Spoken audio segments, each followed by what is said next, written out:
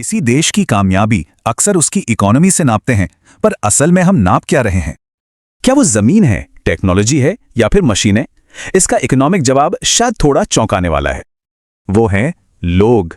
लोग ही असली रिसोर्स हैं जो रॉ मटेरियल को कीमती चीजों में बदलते हैं। इकोनॉमिस्ट इसे ह्यूमन कैपिटल कहते हैं। ये एजुकेशन और हेल्थ में इन्वेस्टमेंट से बनती है।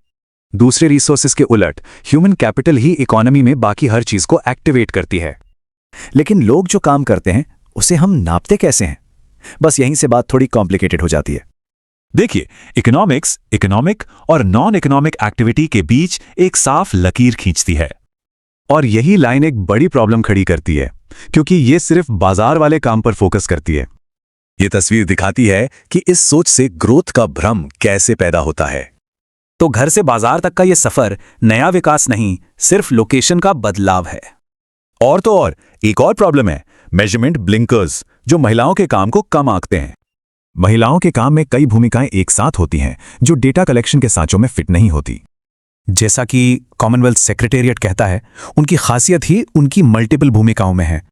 तो इस संकरे इकोनॉमिक फ्रेम से फर्क क्या पड़ता है? इसके 3 बहुत गंभीर नतीजे होते हैं। पहला नतीजा, ग्रोथ की एक टेढ़ी मेढ़ी तस्वीर, हमारी समझ ही अधूरी रह जाती है।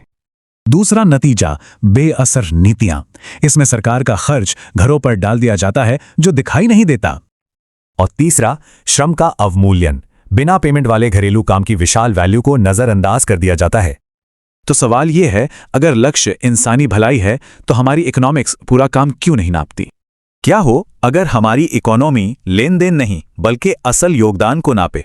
इससे ज्यादा बराबरी वाला समाज बन सकता है।